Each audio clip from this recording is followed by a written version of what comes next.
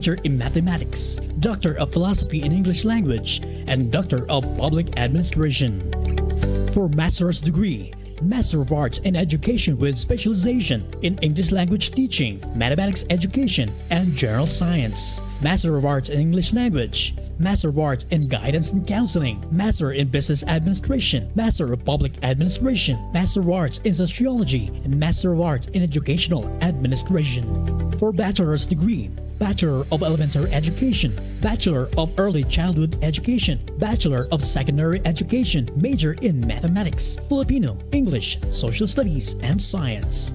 Bachelor of Physical Education, Bachelor of Arts in Economics, Bachelor of Arts in English Language, Bachelor of Arts in Sociology, Bachelor of Arts in Philosophy, Bachelor of Arts in Social Science, Bachelor of Science in Mathematics, Bachelor of Science in Information Technology, Bachelor of Science in Business Administration, major in Financial Management, Bachelor of Science in Accountancy, Bachelor of Science in Hospitality Management, Bachelor of Public Administration, Bachelor of Science in Development Communication, Bachelor of Science in Food Technology, Bachelor of Science in Automotive Technology, Bachelor of Science in Electronics Technology, Bachelor of Science in Nursing, Bachelor of Science in Entertainment and Multimedia Computing, major in Digital Animation Technology and Game Development, Bachelor of Science in Biology, major in Biotechnology, Bachelor of Science in Environmental Science, major in Environmental Heritage Studies, and Juris Doctor.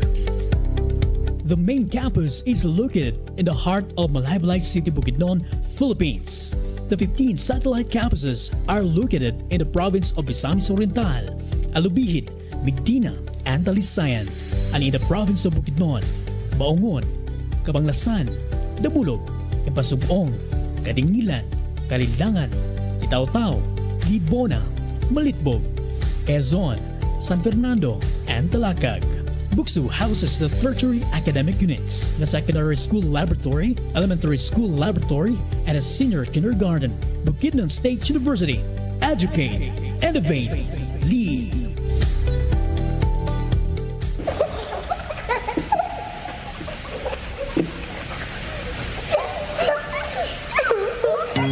The United Nations Convention on the Rights of the Child states the rights of all children and young people under the age of 18. The rights of every child to be born, to have a name and nationality, to be free, to have a family who will take care of me, to have a good education, to develop my potentials, to have enough food, shelter, a healthy and active body, to be given the opportunity for play and leisure, to be given protection against abuse, danger, and violence brought by war and conflict, to live in a peaceful community, to be defended and assisted by the government, to be able to express my own views. The rights of every child. This is a friendly reminder from this radio station, DXBU 104.5 FM, the educational and community-based FM radio station of Bukidnon State University, in celebration of the International Children's Month. Hay naku, kadagan pa sa mga lamok. Uy, John, uso ba karon ng dengue? Lagi, Joy, dapat kita maglikay kay lisod na magkasakit. Dihagid, John, nasayot ka ba sa 4S, John? 4S? 4S, laban sa dengue. Ano po, Joy? 4S, una, search and destroy, para dili mapunduhan sa mga kiti-kiti, sama sa pagtambon o paghawan o tubig sa mga karaang ligid. Ikaduha, seek early consultation. Ayaw pagduha-duha og duol sa doktor kung kabati ka sa mga sintomas sa dengue, sama sa pagsakit sa tiyan o hilanat. Katulo, self-protection measures, sama sa paggamit mosquito repellent adlaw-adlaw. Ug ikaupat, say no to indiscriminate fogging. Mao ba, Joy? 4S, search and destroy. Seek early consultation. Self-protection measures. Say no to indiscriminate fogging. Yes, Chong, timan-an gid ang 4S laban sa dengue. Kini nga pahinumdom dihatod kaninyo sa mga development communication students ug kining istasyon DXBU 104.5 FM. Mama, gigutom na ko. Kajut lang jud anak ha. Ako sa patulog ni mong manghod. Ay nadenti ka pa kanon. Kajut lang gid anak. Susan, ano man pagkaon diri? Gigutom na ko. Ako sa ngiyanda mong pagkaon. Kajut lang gid kayo. Ano maora man ni? Ha? Unsa man ni klase nga pagkaon? Kani? Kasamok boy. Ha, maura man ni ang naa. Ayaw kong tubag-tubagab! Ayaw na. Sagto na maluwi ka. Kababainhan, dili pasakitan. Sila ang higugmaon ug ampingan kini nga pahinumdom gatod kaninyo sa mga development communication students. This is 104.5 DXBU 104.5.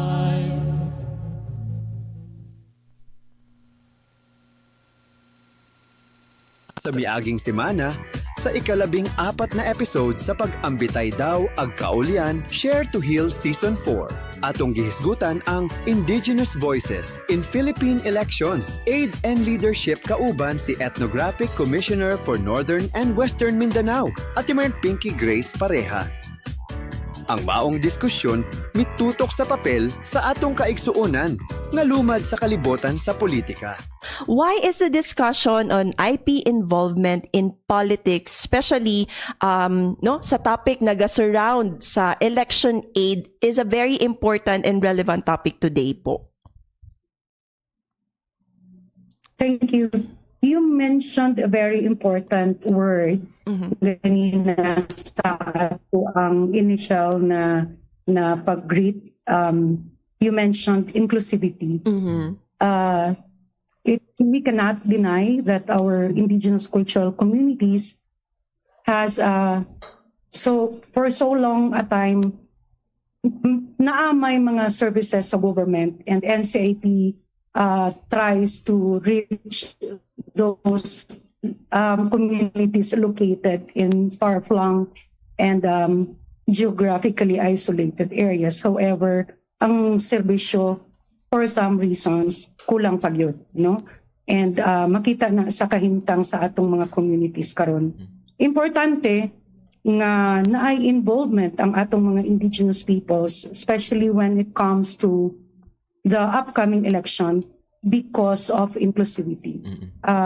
No IP should be left behind in terms of having a meaningful participation and an Iyang gipasabot nga ang ayuda dili angay mahimong hinungdan sa pagpili sa kandidato tungod kay kinigikan sa buwis sa katawhan ug dili sa personal nga bulsa sa mga politiko.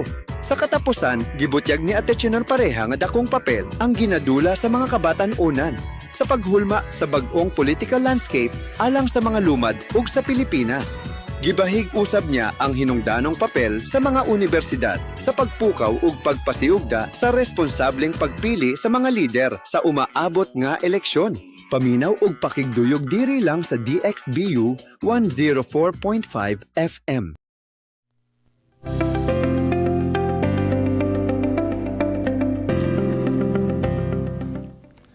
Tukmang taknas itong sabihan, alas 9 sa buntag. Sa gihapon ka muna paminaw sa DXBU 104.5 FM. Maayad ha, aldaw ta inyo alan. Assalamualaikum warakmatullahi talawa barakatuh. Madayaw, magandang umaga. Good morning, good morning, good morning. Mayong buntag mga higala. Mayong buntag ng walang buong dakbayan sa Malaybalay City. Maayong buntag Bukidnon. O maayong buntag Bukidnon State University. Inyo sa gihapon makauban sulod sa 60 minutos ang inyong mga higala sa kanginan. Kini si Neil Kabiling gikan sa College of Arts and Sciences and General Education Curriculum Department ug samtangang guidance designate sa College of Business. Adlaw karon nga Miyerkules pizza 2 ning bulan sa Abril, tuig 2025 kay bulan man sa Abril partner. Kita magsaulog sa Kaamulan Festival.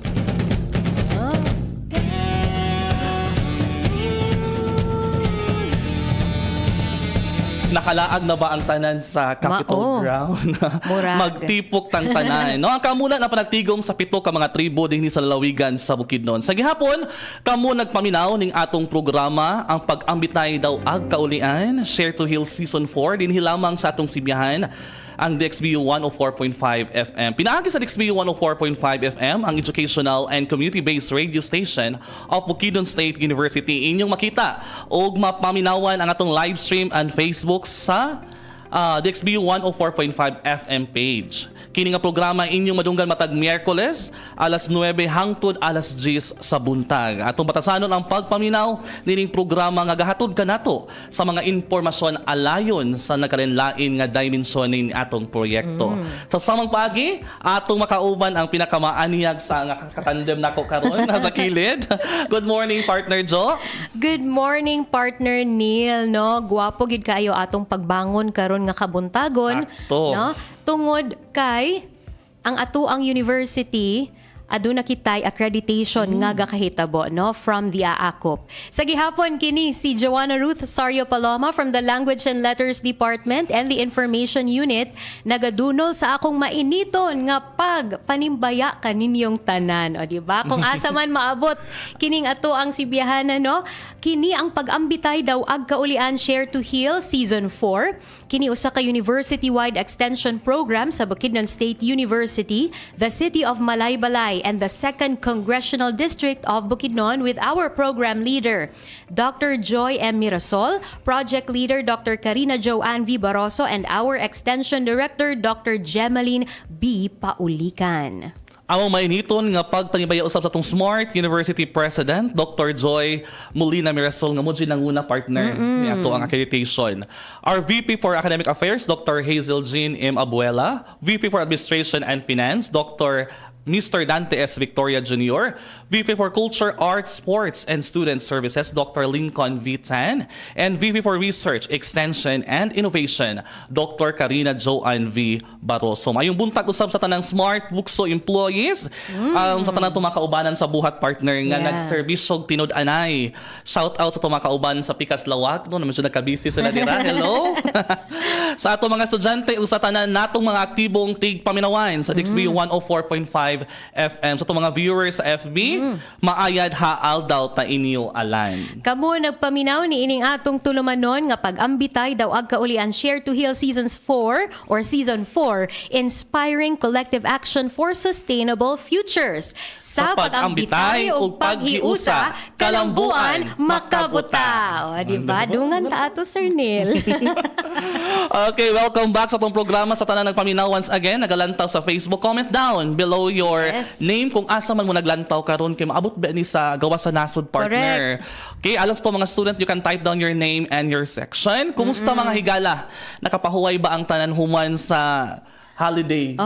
Grabe. Kamusta imong holiday, Sir Neil? Nakalaag-laag jud ko partner, no? Sa tanang trabahante sa gobyerno, sa mga driver nga nagpaminawan karon sa ato mga mag-uuma, sa tanang suking tigpaminaw sa gihapon padayon nagasubaybay sa atong tulumanon, sa pipila na lamang kagutlo partner, ato na po mapatalinghugan ang importanteng hisgotanan. That is correct.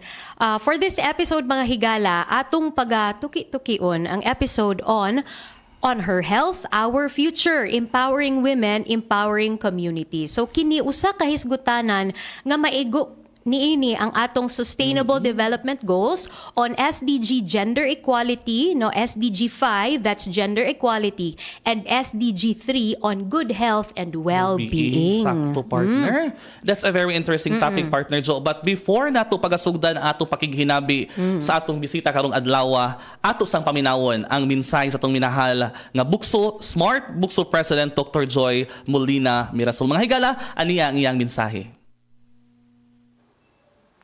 Maayad haal daw inyo alan. BukSU's Pag-Ambitay daw ag Kaulian, Share to Heal has been a beacon of hope, knowledge, and collective action, helping us navigate the challenges of a post-pandemic world. But beyond recovery, it is now time to move forward with purpose. And at Bukidnon State University, we embrace our role in shaping a sustainable future.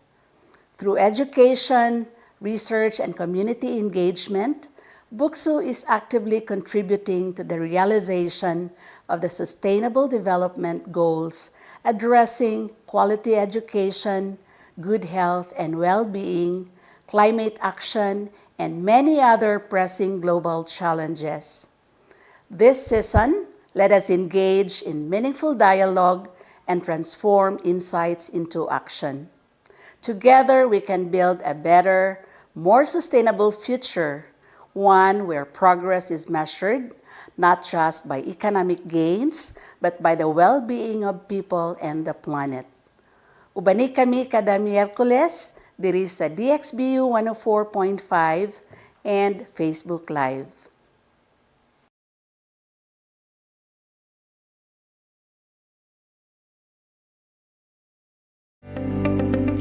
Once again, ito na patinhugan ang mensahe sa atong Smart BukSU President, Dr. Joy Molina Mirasol. Kung napaminaw ka niya, Madam President, good morning. Usa ka pinasahi karon nga episode partner.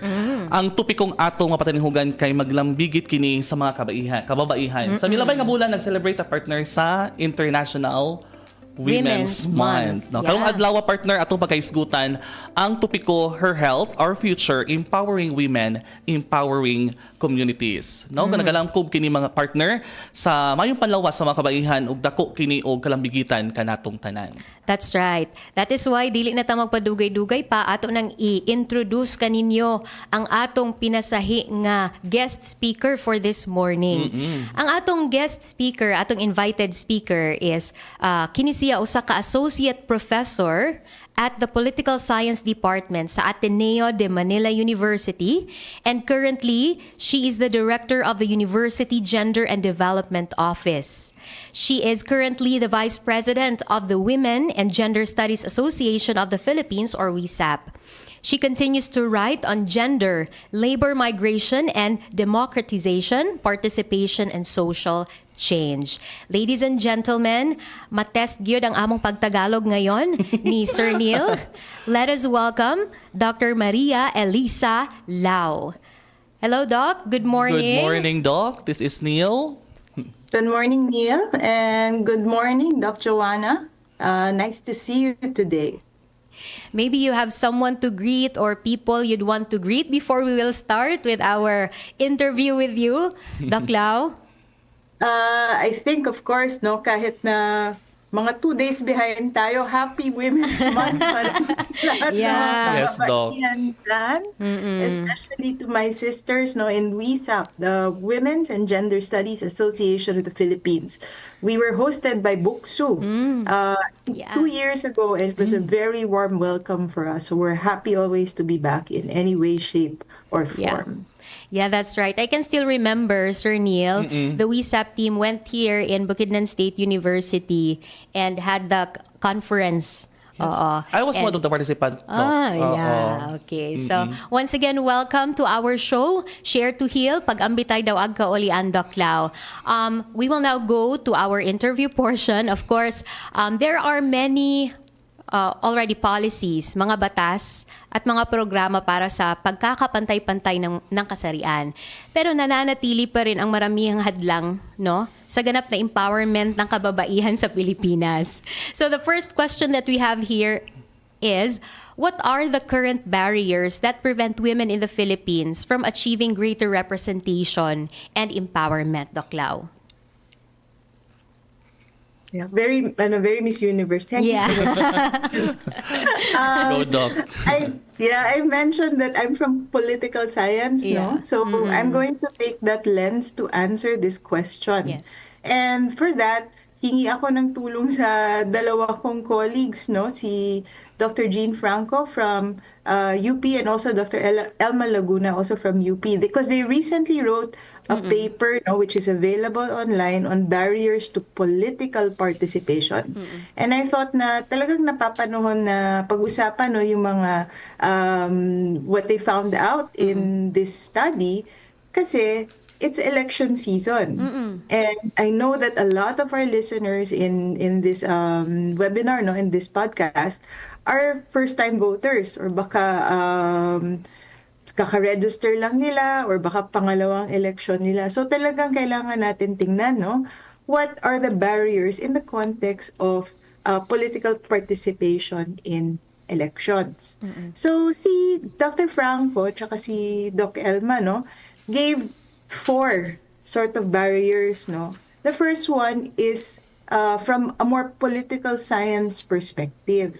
So sabi nila, and particularly, this is Doc Jean, that our electoral system itself, which is first past the post. Ang ibig sabihin ng first past the post, parang tumatakbo kayo, di ba? Tapos yung una lang makasampa dun sa post, yung una mag-cross ng line, siya na yung panalo. So even that electoral type actually is a barrier. And the other one, so parang sila, twin barriers, is the lack of well-developed political party. Because this together inhibits women's entry into politics. It really requires a good and well-functioning and authentic electoral system requires really party discipline. And within that party discipline, institutionalized rules sa loob ng partido. So, dun lang sa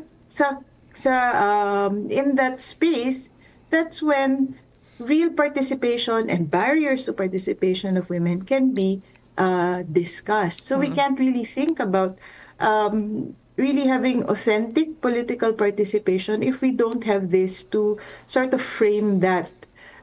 If you look at your political slates now, yung mga nagkakandidato, yung nakikita natin, di ba? Kung nagpa-participate man ng babae, usually, siya ay isang magulang ng isang politiko, asawa ng isang politiko, anak ng isang... So, the storyline is still very male-centric, on the patriarch of the political dynasty. So, we really have to ensure that political institutions are also well-structured so that women can authentically participate. Yung pangalawa, yung economic. And I think this is where a lot of the questions are based. Because when you talk about economic empowerment, it's still linked to political participation. Ayan, sabi rin niya ni Doc Jean tsaka Doc Elma. Kasi dun sa economic empowerment, dun yun rin nakukuha. That's where you get your network and your resources. So, you can't, to a certain extent, you can't separate the two, yung economic tsaka political empowerment. The third one is cultural. So, this is where we come into discussions of VAUSI and, of course, gender stereotypes. Na bata pa lang, this is already what is reinforced in our different social circles, including the educational system. And finally, the political institutions themselves. Ayun. So we see a lot of examples of misogyny, sexism, microaggression within political institutions who should actually be standing for women's empowerment and yet somehow manages to do the opposite. So medyo mabigat na yun, it's a bit heavy. Yeah. So we might want to unpack that. But package deal kasi yan when you talk about things like representation and empowerment, it's not just a simple response, but it's a very systemic sort of picture that we have to paint. Wow. Those are good and important answers, Doc Lau. I just took down note on the lack of well-developed political entry. Diba? Yes. So I believe that there are already data from the Commission on Elections, and that indicates that women continue to be underrepresented, especially in high-ranking government positions. Although some women, they hold leadership leadership roles. Achieving inclusive political participation still remains a challenge, diba? Yes, partner. Doc Lau, mayroon bang mga traditional Filipino values na sumasalungat sa pagsulong ng kababaihan? Kung oo, ano-ano ang mga ito? Ano ang mga umiiral na Filipino values ang sumusuporta sa women empowerment? Nako, ito na tayo. Pabigat ng pabigat. Mag-names na tayo nito, mga kapatid. So, when this question is posed, the first thing I think about really is the current electoral environment, where I think one of the articles that I read recently was about the return of the macho bloc, yung tinatawag na macho bloc sa Senate. Papangalanan ba natin sila? Pinangalan Wag na, Doc. Wag na ba? Sige. But the return of the macho bloc, and that really disturbed me. Because we do have a history of what we call machismo politics, or a very misogynistic and anti-women kind of languaging. And you see this, for example, in even official speeches, and even in everyday, sometimes everyday practice. So, and what happens when this becomes, an everyday occurrence, or you see it when you see a leader say it or do it, then it becomes normalized. And it becomes more difficult. It becomes more intractable. It becomes more difficult to change. I mean, how can you tell, for example, a young boy not to do that if he can see a political leader, a national leader even, say and do these things on national television? Oh, that's sad. So I think that kind of sort of politics, no, the very macho, in your face, very what do you call this? Yung parang not thoughtful at all when speaking, and not maintaining a safe space for all of your constituents is harmful in the long run. Okay, thank you, Doc. Thank you so much for that, Doc Lau. No? In just how many minutes, no, marami na kaming natututunan sa iyo, Doc Lau. And we would like to continue that with another question on economic empowerment, on the lens of economic empowerment. So, how does the economic empowerment benefit both women and the broader society? So maybe you can give us some examples, Doc Lau, of successful initiatives, particularly in our country. Yes.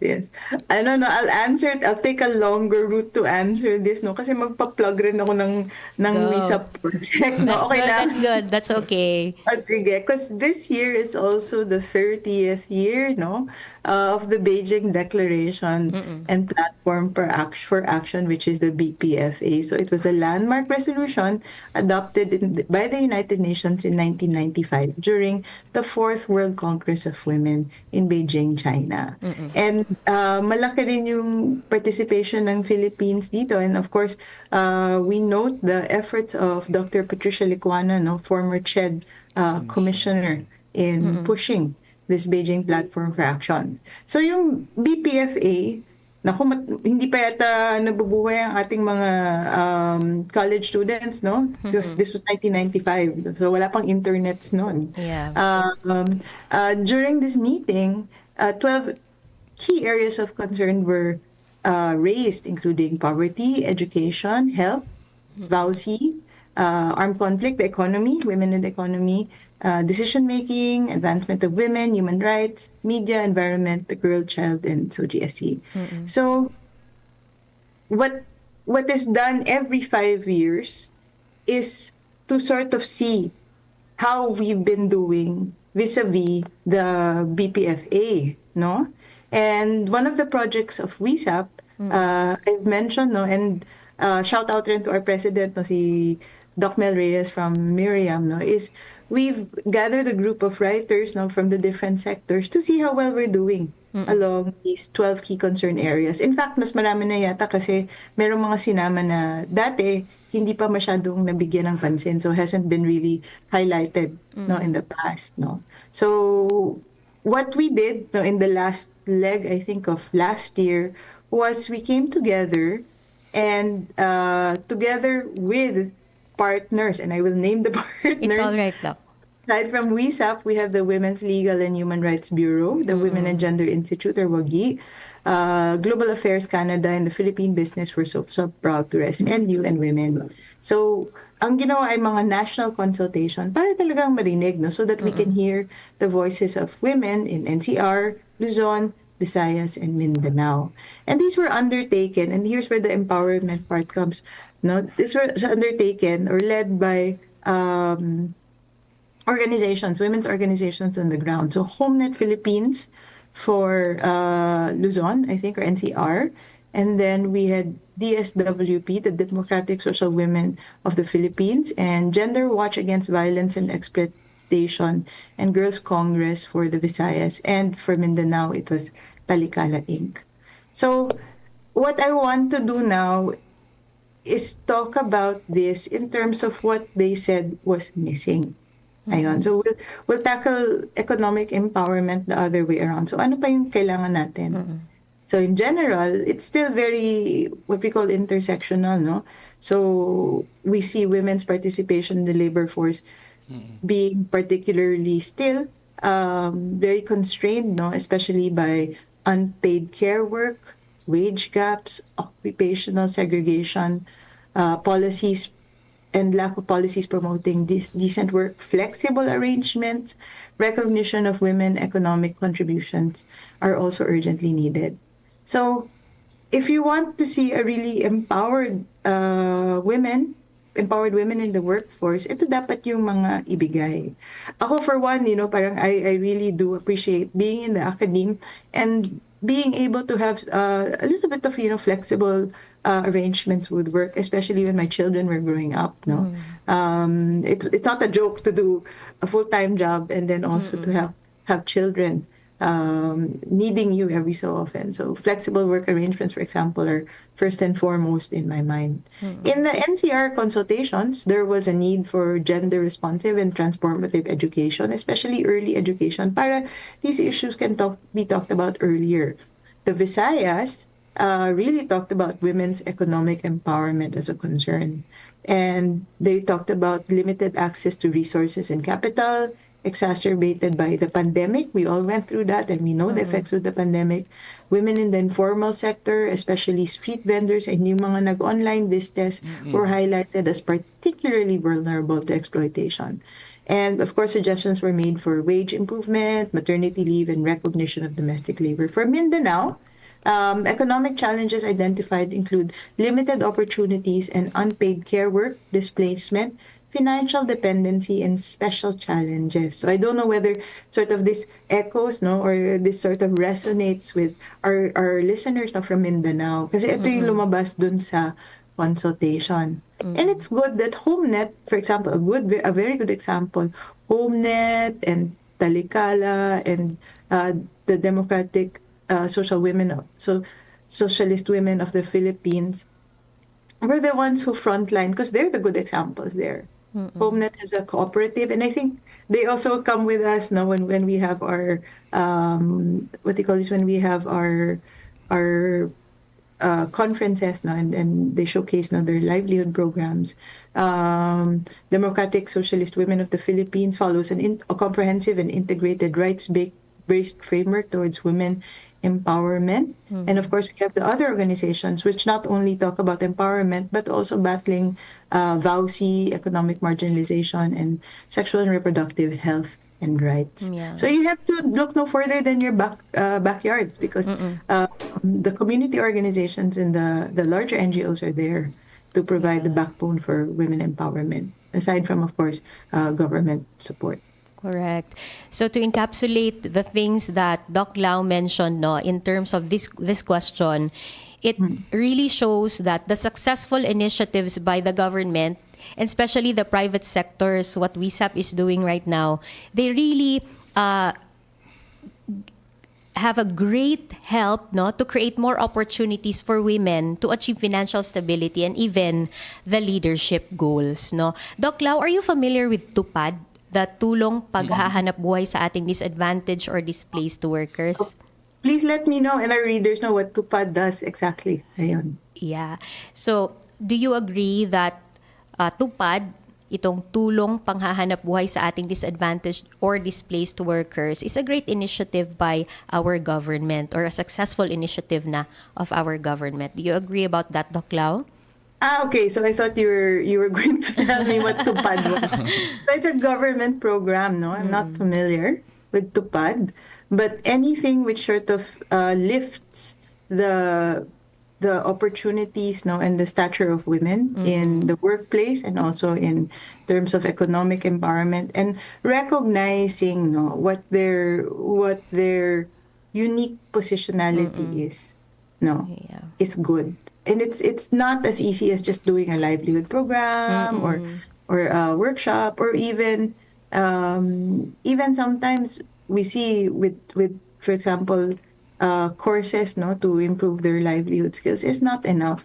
Kasi the link really to the labor force, the link to the industries is also very crucial. And that's where government and other organizations can step in. Yes, thank you for that, Doc Lau. Doc, like you had mentioned earlier about the informal sectors, and we acknowledge that women lift up the economy. How important it is to acknowledge these informal sectors na very vulnerable to harassment and violence? I think it's very important. And the pandemic has really highlighted how vulnerable our informal sectors are.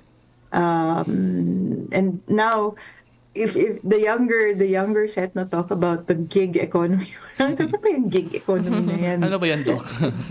Kaya parang sabi ko, okay. So, pinapa-explain ko sa students ko, a lot of the younger generation really prefer not to have the work but we undertook, or the training that we undertook at work, but really to just do particular gigs and projects, no, and that sometimes leaves them vulnerable, either in between projects or because of walang HR, diba? So you have to do this all for yourself. So a new sort of era. Even yung, for example, with the onset now of yung mga ride hailing and yung mga, what do you call this, yung mga, I do not want to name the companies, but let's say, for example, the ride hailing ng companies, whether it be motorcycle or car, how do you ensure, for example, especially women who are quite vulnerable, no, in this occupation, how do you ensure that they are safe, especially yung tinatawag natin na non-traditional women occupations? Okay, thank you so much for that, Doc. Grabe ang discussion natin today, partner. Doc, in what ways can Filipino men play an active role? Miss Universe, for final question and answer. Doc, in what ways can Filipino men play an active role in supporting women's empowerment and breaking down this patriarchal norm? I think that whatever intervention there is has to be done at a very early age, which means that early childhood education should play a key role in ensuring that gender stereotypes are not reinforced. That at the very beginning of the educational journey, we already promote equality. We already promote just not the stereotypical or pigeonhole, no, our girls and our boys. And this is a slow boat, though, because syempre you have school and then you have home. So these are two institutions I think who should work hand in hand in order to ensure, no. Let's not naman put yes, but let's also say where we can best sort of intervene. And I really think that early childhood education plays a very big role. If you look at the different reports, no, on education, state of education in the Philippines, they really will make mention of early childhood education and how important it is, either whether you're talking about nutrition or whether you're talking about mental health, and even when you're talking about gender. It's a really good space that I think that we should keep in mind when trying to lessen, no, the effect of patriarchal norms later on. Wow. Those are good points, Doc Lau. No? So at the very beginning, Sir Neil, we should already promote equality to our children. That's no? right, partner. So going to our next question, I think this will be the last question from us already, Doc Lau. No? So parang thesis defense. Parang thesis defense lang. So the Philippine Plan for Gender Responsive Development and of course the Magna Carta of Women, these are really significant initiatives. No?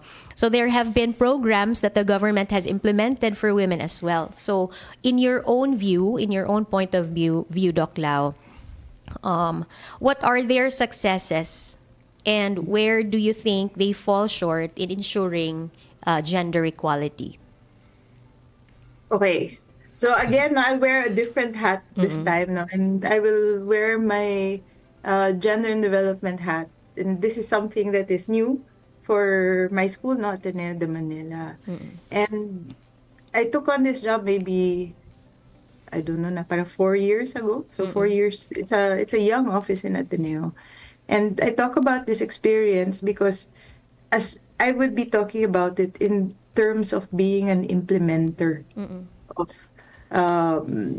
not necessarily, the gender plan for the Philippine Plan for Gender Responsive Development, and a little bit maybe the Magna Carta of Women. But when you're in the educational sector, kasi, the ones that really matter to you as an implementer are, number one, for higher ed, it's CHED Memo 1 2015 on gender and development. And then for basic ed, it's DepEd Memo, ano ba si DepEd Memo? 17, 2020, si 2020, si 32, 2017. Tama ba? Oh my God. Baka mawalan pa akong trabaho. Gender responsive education in basic ed. And as of late, because nagkaroon na rin ng IRRC CHED, yung Safe Spaces Act. So, as someone who is implementing in the educational sector, these are the sort of three that I look at, aside from, of course, the local ordinances where our campuses lie. So, I'll talk about the successes, and where we fall short in terms of these three. Nakakonect naman yan dun sa the PCW plans and the Magna Carta for Women. Great strides have been taken, especially in ensuring that campuses are safe. I think that CHED, especially during the pandemic, released a lot of memos that talked about really for everyone, from the top government officials all the way up to the first years and later the students and the faculty, that everyone has to undergo some form of gender sensitivity training or at least familiarity with the laws, which is very good. It's a struggle, for example, to implement gender sensitivity training, lalo na nung pandemya, di ba? Paano ba yan? Online, and you need to maintain a safe space. And also the implementation of the Safe Spaces Act, which is a very serious issue, to ensure that campuses are safe and to ensure that your institutions have the mechanisms in place, so that these campuses, our campuses remain safe. And that's the good part. We're moving along there.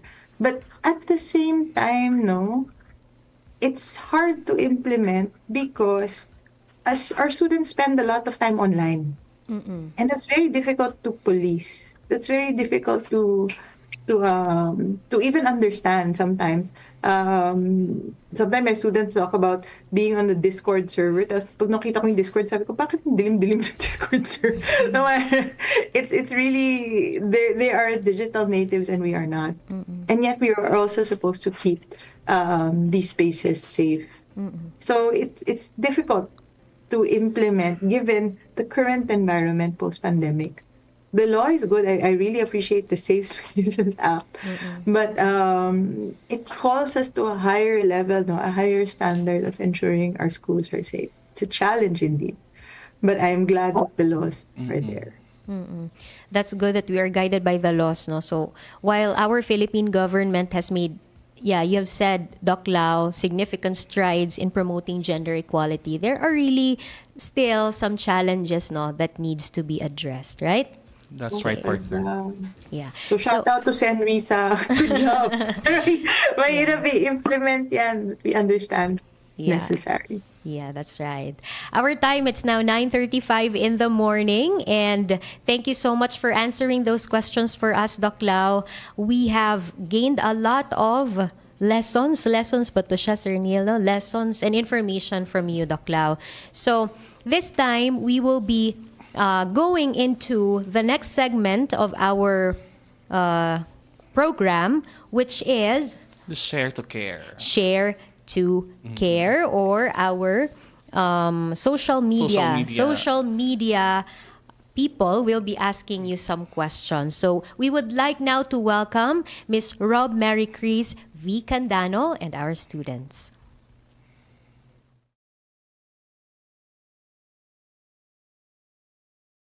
Thank you, partners. I am Rosemary Candano from the Social Media Research Team, and we have a student here from the Electronics Technology Department joining us to give a question. We often hear that empowering women can lead to stronger communities. From a student's point of view, What simple actions can we do now to help empower the women around us? Wow, good question. And no, buti na lang we came from our discussion on safe spaces because that's what I'm going to focus on here. One thing that really is quite bothersome to me, and I don't know whether this is also your experience here, not BukSU, is the issue of cancel culture.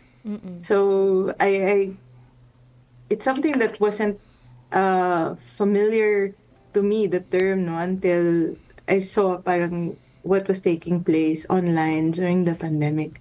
And it's very easy to cancel someone, no, just by leaving a mean comment, sometimes anonymously, sharing an unflattering post or an unverified information.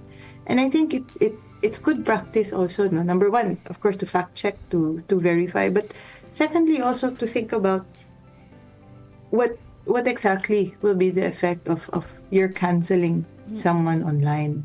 One of the lessons we've learned is really to try and take the sort of the issue offline, not because we want to stop the issue, but so that real mechanisms, no, of accountability can take over. Kasi with online, pwede lang you keep going and you keep going and you keep going. But there's no real justice, no? Parang there's no real accountability that takes place. So we have to ensure also that our mechanisms, whether they be in government or in school, are strong. Because really, cancel culture is very hurtful. And I've seen many students on both sides, no, be very affected by this issue. So the hope is that we don't do this to women, for women to sort of empower other women just by not participation in cancel culture, which is really a form of online bullying. And also on site, no, when we are together, to avoid competition between women. And even the parents, for example, no, yung not to pit women or children against each other. No? So a very open and empowering or encouraging environment is something that I would hope for our students. Because it's hard. It's hard to be a young person now. So these communities, no, have to also play a role in empowering our women and to ensuring that our spaces are safe. That's right, Dr. Lau. Thank you so much. And we will also be receiving questions, FB comment questions, coming from Ros Denny Molina. Here's the question, Doc. In our generation, mental health is finally getting more attention. How can we make sure women's mental health, especially in schools and university, is taken seriously and supported properly? Doc Lau? Ako, parang mas mahirap yata ang mga tanong ng mga students.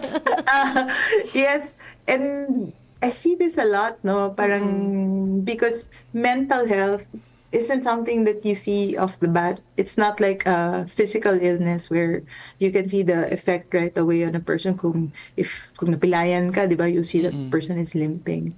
But it's a little bit more difficult and because it's silent to spot issues of mental health. So the schools really should take the time to check in with their students, whether this be in the form of classroom check-ins or larger fora or surveys even, to the orgs where the students are, no, and involve all of the stakeholders. So students are also very involved in mental health initiatives, and they will be happy to participate if schools ask them to. So involve all stakeholders in discussions of mental health, including parents. I think parents should also be very involved in mental health discussion and include all spaces. Sometimes we only think about the school in general, but actually our intellectual home is the classroom. So how do we need additional training, for example, to spot issues of mental health at the classroom level? And do we have a protocol? If we do see something is wrong, do we have a protocol that we can follow through on to ensure that our students also go through the best, learning journey? as possible. Nahirap yan. It's very difficult because number one, you're going to need a lot of resources, both on the school side and the parent side. But I've seen that there are a lot of interventions that can be done, for example, in terms of support groups, student groups, just ensuring that classrooms are safe, using gender fair language, for example, so that the students' identities are recognized and they grow to their full potential while in our institutions of learning. That's right, Doc. Issue din yung body shaming, Doc, talking about mental health. No? Yeah. So it's very hard because the idealized regular young adult, you see it as your influencers or social media. Grabe naman, parang hindi yun goals. Medyo na yun, above and beyond na yan. And of course, they're aided by AI and all of these other things. So the reinforcement of really just being healthy and being yourself has to be continuously done. So that we don't have this really not very realistic portrayal of what an ideal young person should be like. Again, I cannot stress enough. When I was young, I would not say when I was young, there wasn't this much pressure, from, let's say, online spaces, even just groups, in general, what they engage in. So it's a very different world in which our young people, especially our women, have to navigate. Yes, that's right. Maybe we have some viewers or listeners right now that think that the Safe Spaces Act is new to their ears. No, maybe we can expound that. Doc Lau, what is Safe Spaces Act, also known as the Bawal Bastos Law? RA 11312. Yeah. What I like about the Safe Spaces Act is that it really defines the spaces which should be safe. So this includes online spaces, this includes public spaces, this includes educational institutions and workplaces. And for our schools, BukSU, for example, and where I'm from, Ateneo, we're both educational institution and workspace and workplace. So we have to really ensure that these spaces are safe. The other thing that the Safe Spaces Act does is that it recognizes peer-to-peer harassment. Before, when you look at the anti-sexual harassment law, there's supposed to be a power distance between the two parties. But with the Safe Spaces Act, calling to task the people who engage in even everyday misogyny, catcalling, whistling, just describing people in derogatory manners, that's already part of not being a safe space. So that's part of the law. And I appreciate that because I have something to hold when I tell, for example, students or employees that this is not acceptable. And that is I think the real sort of contribution of the Safe Spaces Act. It's calling for a cultural change rather than just what we already know as the anti-sexual harassment law, which is peer-to-peer. It's really calling us to change our ways of doing things in the everyday to ensure that we are safe spaces for each other also. Easier said than done yan, ha? Mahirap yan kasi kunwari if you're from another generation, correct, these are almost normalized to a certain extent. So I'm very appreciative when I go into gender sensitivity training sessions and older generation in the audience recognizes, okay, hindi na yun pwede, or and they ask questions, They ask, so how do we do this now? For me, that's a big step forward already. Just having that conversation between generations to see what is acceptable and what is no longer acceptable. Correct. What I also appreciate about Safe Spaces Act, Doc Lau, is that it does not cover only the verbal and physical, but it also covers online harassment, right, Doc Lau? And this also ensures that individuals, especially women, including the LGBTQ plus persons, they have a safe environment free from discrimination and also abuse, diba? So, yeah. Okay. Yes, Neil? sana may time pa to have this wonderful discussion with Madami pa tayong hindi Doc talaga Lau, no? nagpagtuon ng pansin eh. Pero it was a Yes. good discussion din. Yeah. Okay. Partner? Yes, we would like to ask your parting message before we will end our interview with you, Doc Lau. Anything that you'd like to say? Your final message for our viewers and our listeners. Yeah. Siguro, medyo nakikita niyo na yung bias ko no, in my discussion. My daily work has to do with young people. So my message really is to the young women out there that it's quite challenging no, to be empowered, to follow your dreams, to be as was discussed na parang just to follow the idealized path for who you are supposed to be. But I really am very appreciative of how the young women in particular have shown us how to become our authentic selves, how to push for women empowerment, how to speak out. This is something that their generation has to offer. So I'm very grateful, and I will support the young people in any way in order to ensure that their futures are safe spaces for all. Thank you. Thank you, Doc Lau. Isa pong malaking karangalan to have you here in our program. We are hoping, Doc Lau, that we can invite you once again for topics such as safe spaces or any related topic sa GAD. Partner? Thank you so much once again, Dr. Maria Elissa Lau, for being here with us this morning, and we hope to see you again soon. Thank you. Okay, and now for a moment of inspiration and creativity, we believe in celebration, the creativity and resilience of our students. Get ready to be amazed in our next segment, which is Share to Inspire.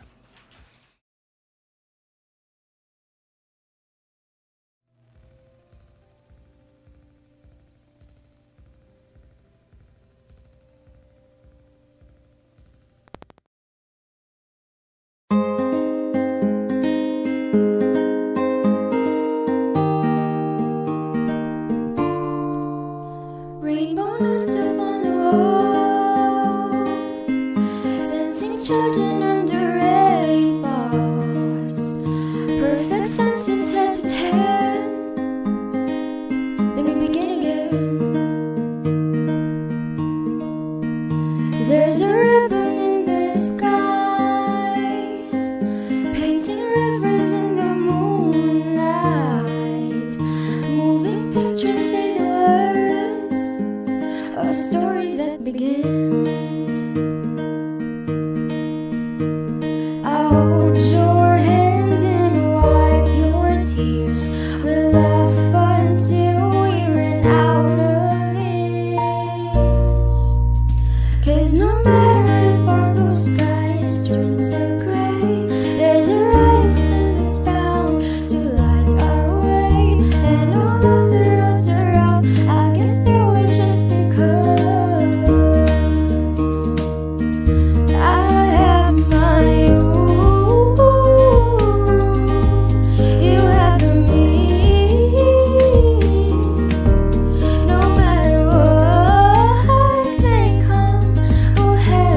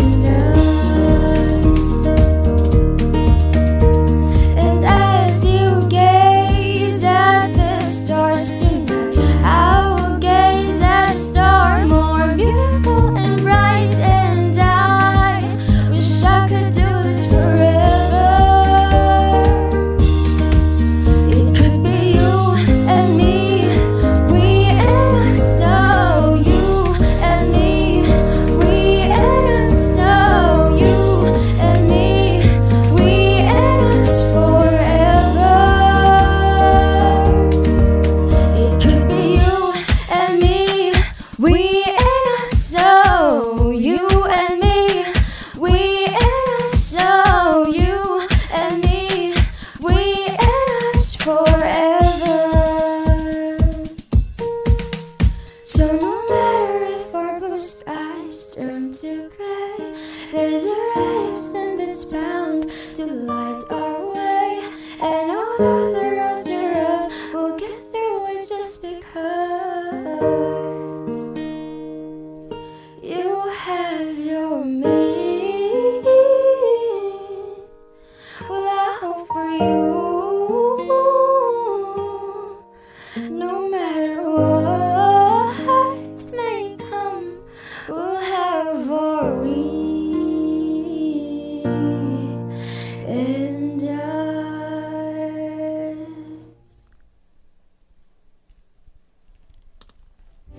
Well, there you Wow. have it. Gwapo kayo iyang Inspiring kanta. kayo song. So, na-inspire gid si Unsa Sir title ato, Neil. partner? We and Us by Moira. So, thank you so much, Miss Kezia Grace Sario, one of our BAL students. BAL nato na siya.